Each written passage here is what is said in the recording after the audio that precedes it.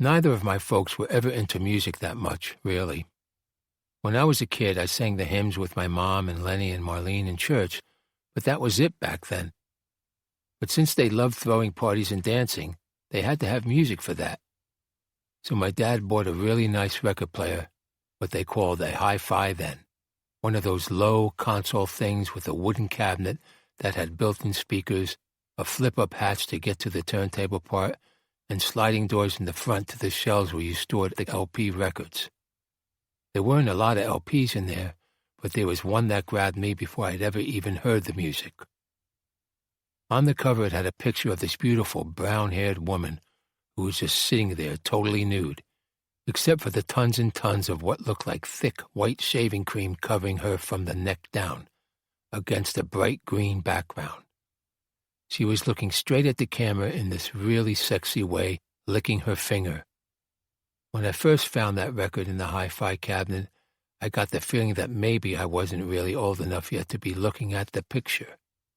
But for some reason, looking at it made me feel all enthusiastic, if you know what I mean. I'd sneak down in the basement sometimes, just to take it out of the hi-fi and stare at it for a few minutes, before putting it back inside and sliding the door shut quick if I heard my mom or dad coming down the stairs.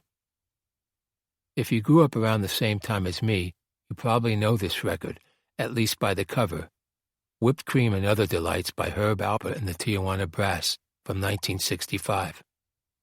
When my dad finally trusted me enough to let me use the record player, of course it was the first record I played, and it blew my mind.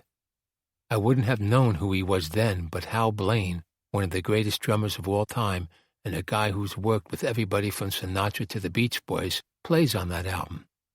And he just totally swings it. The big hit, A Taste of Honey, is the first song, and I could still remember hearing that for the first time. It opens with that slow, spooky part where it's just the horns, marimba, and a twangy guitar playing that spaghetti western thing before it stops and gets totally quiet. And then Blaine kicks in on the bass drum. Boom, boom, boom, boom. Boom, boom, boom, boom. Boom, boom, boom, boom. He starts up a tight roll on the snare that gets faster and faster. And then the horns come in. Ba-ba-pop, ba-ba-pop, ba-ba-ba-ba, ba-ba-ba. And, man, the whole thing just takes off. I was like, whoa, what's this about? So I guess maybe that's what first got me interested in becoming a drummer. A hot chick covered in whipped cream.